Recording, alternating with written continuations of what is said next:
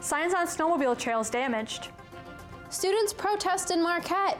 Hi, I'm Samantha Carter. And I'm Julie Goldberg. Welcome to Public Eye News.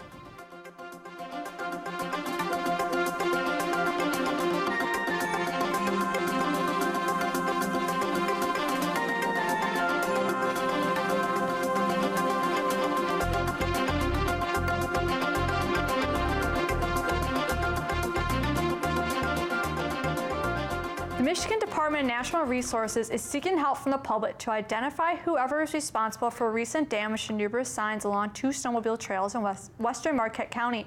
Signs were knocked down, run over, or vandalized along Trail Number 8 and Trail Number 5 over the past weekend. The location of the damage is situated in the Champion area, roughly 30 miles west of Marquette. Signs will need to be replaced over at least 9 miles of trail.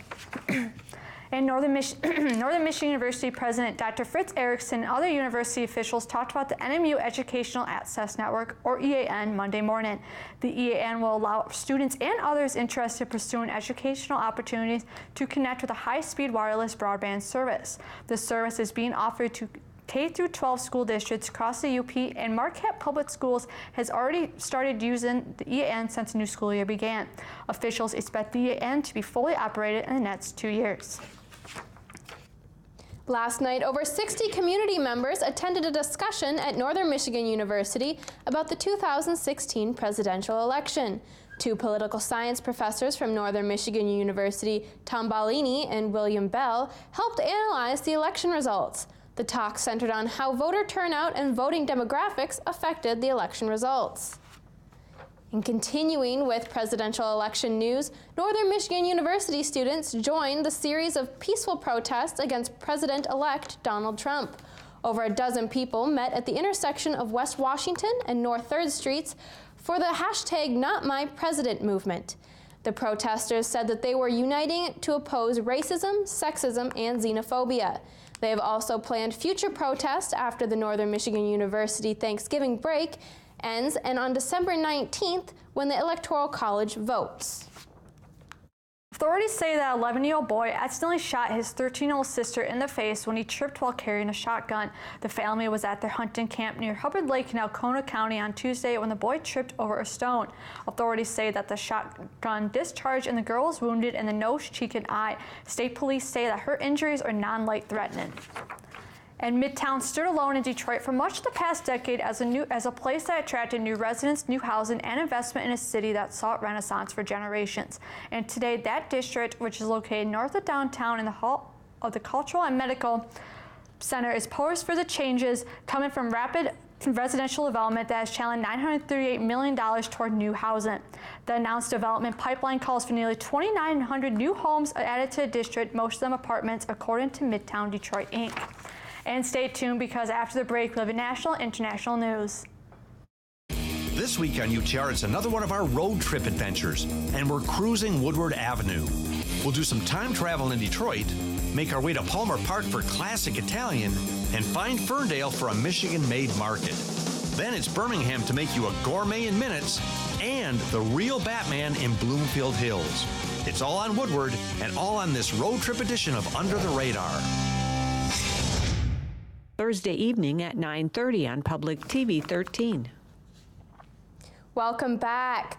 Prosecutors announced today that Minnesota police officer Geronimo Yanez has been charged with second-degree manslaughter after fatally shooting a black unarmed Philando Castile. 32-year-old Castile was at a traffic stop with his girlfriend and her young daughter when he reached for his license. Castile informed Yanez that he was licensed to carry and had his gun in his possession just before he was shot. In Minnesota, second-degree manslaughter carries a maximum sentence of 10 years in prison. And Oklahoma City Airport is open today after a fatal shooting Tuesday. A Southwest Airlines employee was killed when police called it in what police called an ambush. Police locked the area down as they searched for the gunman. CBS's Don Daler has the latest from Oklahoma City. Police swarmed Will Rogers World Airport Tuesday afternoon, going car to car, searching for the gunman who shot 52-year-old Southwest Airlines employee Michael Winchester. Police are identifying the gunman as Lloyd Bowie. Bowie was apparently lying in wait, shooting Winchester while he was walking between a crowded terminal and the airport employee parking area. Winchester was taken to a hospital where he was pronounced dead. Currently we're in a ground stop. We don't have a whole lot of information, but for now we're ground stop. All airport traffic was suspended for hours. Police found Lloyd Bowie in his pickup truck on the second floor of this parking structure. Although it's still very early in this investigation, detectives working this case have been able to determine that the suspect was an ex-employee of Southwest Airlines. The victim, Michael Winchester, was a former punter for the University of Oklahoma, where his son James played before joining the Kansas City Chiefs. The team tweeted, "Our love and support is with James and the entire Winchester family. Our heartfelt thoughts and prayers are with you." We do not know if Mr. Winchester was the intended victim, but it is possible that the suspect acted in retaliation against the circumstances leading up to his resignation. Don Daler, CBS News, Oklahoma City. Pushing back against the forces of isolationism, President Barack Obama stood at the birthplace of democracy on Wednesday and declared it's time for a course correction to ensure that the benefits of technology and globalization are more broadly shared. Obama said that reducing inequality creates societies where people are less likely to turn on each other and less likely to appear to some of the darker forces that tear people apart. With the U.S. presidential election of Republican Donald Trump creating dissatisfaction in America, Obama said the impulse to pull back from a globalized world is understandable. And the Trump transition team says they are making progress following some major changes. In his latest moves, Vice President-elect Mike Pence ordered the removal of all registered lobbyists. Kenneth Craig reports from outside Trump Tower in Manhattan. President-elect Donald Trump's children and members of his transition team returned to Trump Tower this morning to fill key cabinet positions and craft an agenda. Former Goldman Sachs partner Steve Mnuchin is said to be the front runner for Treasury Secretary. There's a lot of things to do, and I'd say, the economic priorities are clearly taxes, regulatory, trade, and infrastructure. Mr. Trump challenged reports that his team is in disarray, tweeting this morning, "Totally wrong on transition. It is going so smoothly." The tweet comes after Vice President-elect Mike Pence removed all lobbyists from the team. He's putting together his team. It's never easy to do, particularly when you're coming in not having been in government, so let's give him some space to do that. The president-elect is also raising eyebrows after his team told the press pool he was in for the night. Instead, Trump went to dinner Tuesday at a nearby restaurant. The White House Correspondents Association responded to the incident with a statement saying reporters are in place to cover the president-elect and it's critical they be allowed to do their jobs. Meantime, the company that owns several apartment buildings in Manhattan bearing the Trump name took down the gold letters after tenants petitioned for the removal. Kenneth Craig, CBS News, New York.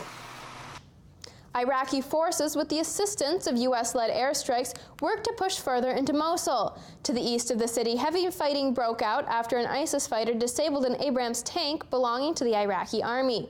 To the west of Mosul, Shiite militia made advancements in retaking the northern portions of the city. The army is attempting to evacuate civilians from the fighting areas. And supporters of the International Criminal Court are calling for unity after 3 African nations announced that they plan to withdraw from the court.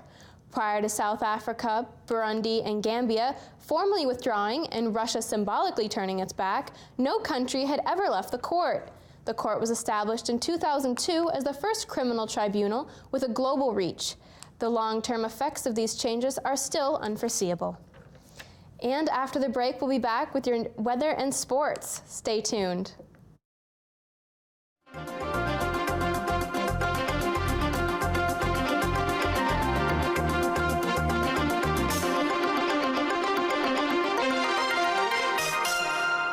Coming to the PBS Arts Fall Festival.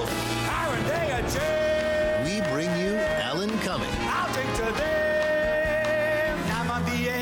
The award-winning television and Broadway star brings down the house with his acclaimed cabaret show that the New York Times called an emotional firestorm. Don't miss Alan Cumming sing sappy songs. Friday at 9 after Charlie Rose the Week on Public TV 13. Hi, and welcome back to Public Eye News. I'm Ann Ludwig. As you can see outside, it is a beautiful day out there, so get out there before the snow comes this weekend. Our current conditions, Mostly cloudy, a temperature of 48. Winds are east at 5 miles per hour, and the pressure is 29.91 inches and falling. And tonight we're looking at mostly cloudy skies, a low of 42, and winds south at 14 miles per hour.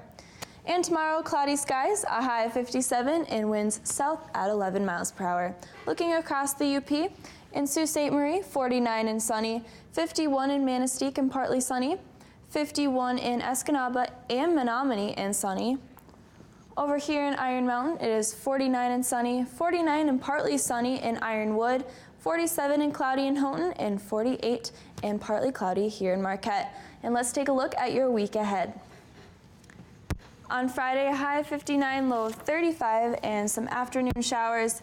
Saturday, a high of 34, low of 26, and some snow.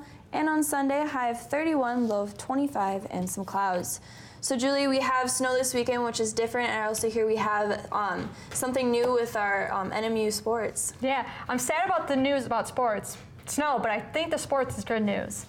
Northern Michigan Athletics will have a couple new coaches next year, and Athletic Director Forrest Carr announced on Monday the head football coach Chris Ostrowski's contract will not be renewed. Ostrowski won 1836 in 5 seasons as an NMU coach. Rob Boss and Marcus Knight will serve as co-interim head coaches while that national search happens. And yesterday, Dominic Yoder resigned as an NMU volleyball coach after 10 seasons. Yoder had a record of 191 wins and 117 losses and led the team to the NCAA tournament 3 times. Mandy Meyer will serve as interim head coach while that national search happens. And now to Michigan State basketball, with the number 13 Spartans lost to number 2 Kentucky Wildcats 69-48 last night. Malik Monk led Kentucky with 23 points while Isaiah Briscoe had 21 points. The Spartans struggled as Kentucky held them to 32.8% shooting overall and 19.2% shooting from a 3-point line. Kentucky's defense also forced Michigan State into committing 21 turnovers. Kenny Goins led the Spartans with 9 points and 8 rebounds. The Spartans are 0-2 to start this season and look to get in the win column on Friday when they face Mississippi Valley State. And now some Major League Baseball news where this week the top award winners are being announced. On Monday, Tigers right-hander Michael Fulmer won the American League Rookie of the Year, while Dodgers shortstop Corey Seager won the National League Rookie of the Year. And yesterday, the Manager of the Year was announced for each league as Terry Francona of the Indians and Dave Roberts of the Dodgers each won. Today, the Cy Young winners will be announced. Corey Kluber, Rick Purcell, and Justin Verlander are the finalists for the American League, while Kyle Hendricks, John Lester, and Matt Scherzer are the National League finalists. Tomorrow, the most valuable player will be announced for each league. Jose Altuve, Mookie Betts, and Mike Trout are the American League finalists, while Chris Bryant, Daniel Murphy, and Corey Seager are the National League finalists. Well, Sam, I hear you have an exciting story about something exciting happening for the Bush family. Yep, they're receiving a pleasant surprise. The Bush family is about to grow by 1 as they can welcome a new addition to their household. George W. Bush and his wife Laura are excited to open their home to a new rescue puppy. The couple found 12-week-old Australian Shepherd mix Freddie at the Jane Rees Jones Animal Shelter in Dallas last week. And in other furry friend news, a woman was arrested after police followed up with her when she asked them if it was legal to own tigers as house pets. Authorities followed up with her to find that she had 3 tigers living in her backyard and 8 monkeys in her home. Police later discovered that in addition to keeping the animals in Nevada without a permit, she was also wanted in Texas on a felony burglary charge. Well, that sounds like a pretty crazy situation. I have a dog, but tigers. And monkeys. Gosh, monkeys too. It must be incredibly expensive to feed them. Well, that's all the time we have for you to hear today at Public Eye News. Tune in again tomorrow.